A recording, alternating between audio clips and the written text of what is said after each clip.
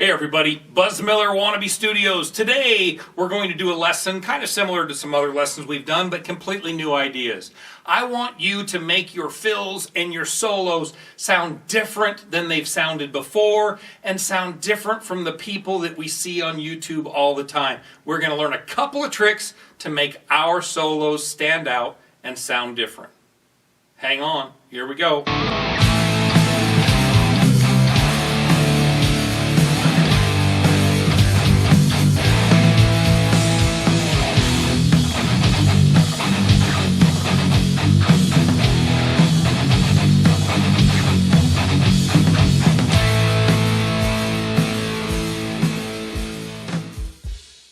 I'm coming with you with a really quick, it's not even really a lesson. We're just going to talk about a couple of simple things. First of all, we're holding our pick right because we watched the last video. We're doing our artificial harmonics like crazy because they're so much fun. And our natural harmonics, I think we talked about it, I'm not sure. So let's say you fretted a note. Find your 12 frets from whatever note, and just tap on it, and you can make a harmonic while you've already hit the note. So let's say you've got a note ringing, and you just go in and go, and do the Van Halen thing and find where every spot that a harmonic will hit off that fretted note, and you can find a bunch more.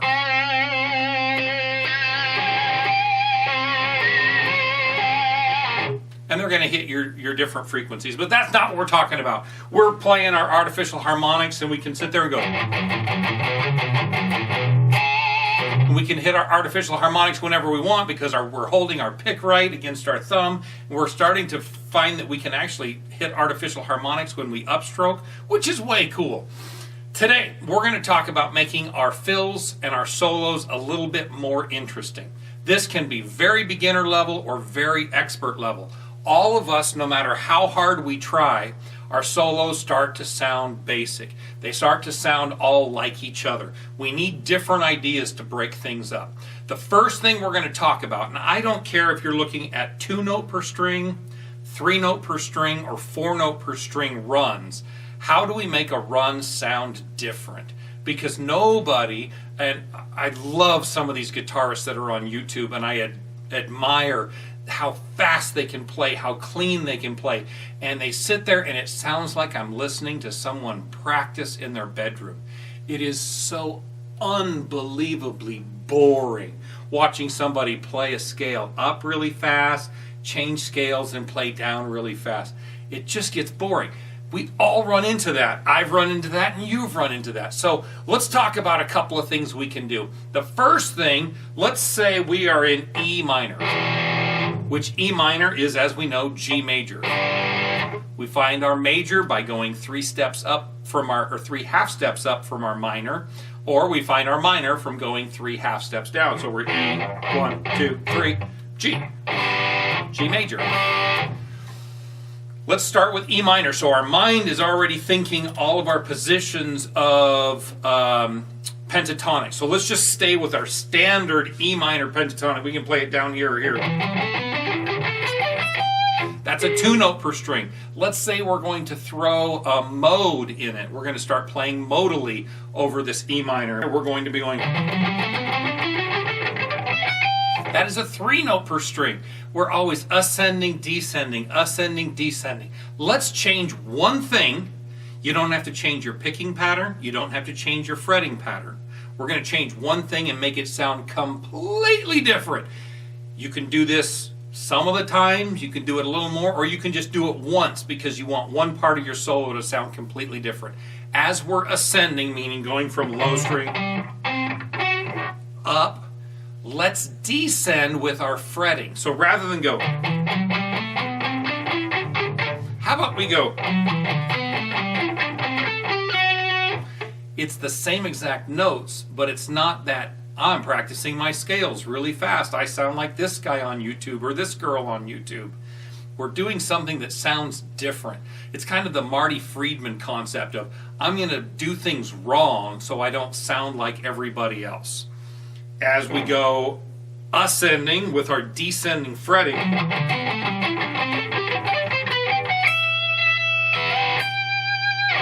or descending as ascending as we descend.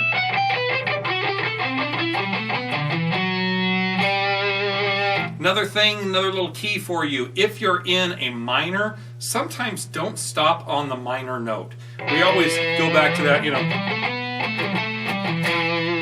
go back to the major of that minor and end there. So like we were doing the ascending, descending, rather than go to that note, go and end on our G. It's different, but it's ending on the major of our minor scale. Now you say 4 notes per string. Buzz, what is 4 notes per string? Maybe you don't use this because not a lot of people do. It's kind of a lost art. It used to kind of be cool. Dave Mustaine does it a lot in Megadeth songs, but chromatic scales. What are chromatic scales? A chromatic scale is when you don't worry about the key you're in, you don't worry about the mode you're in, you play every single note ascending. So let's say we're going to start with E, we would go,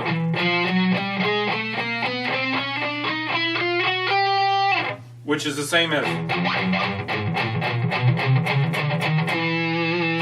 playing every note.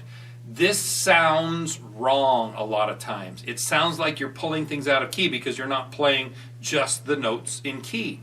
Sometimes we play the notes in key so much our songs start sounding just like candy. It sounds the same. There's nothing that tonally pulls it this way or that way or gives it a dimension of like a haunting vibe.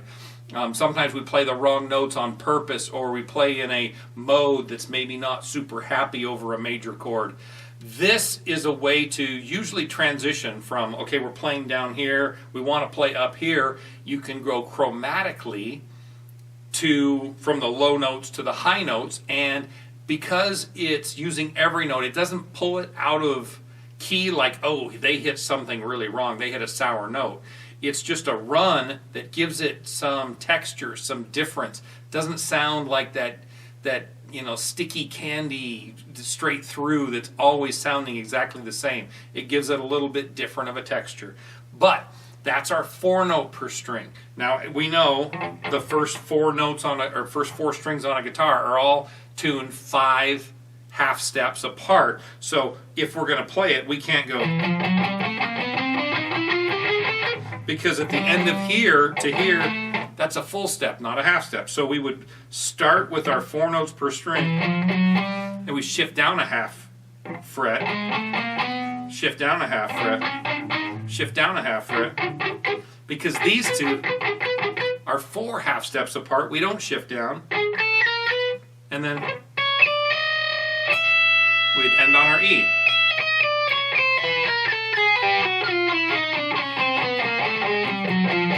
What if we did that backwards?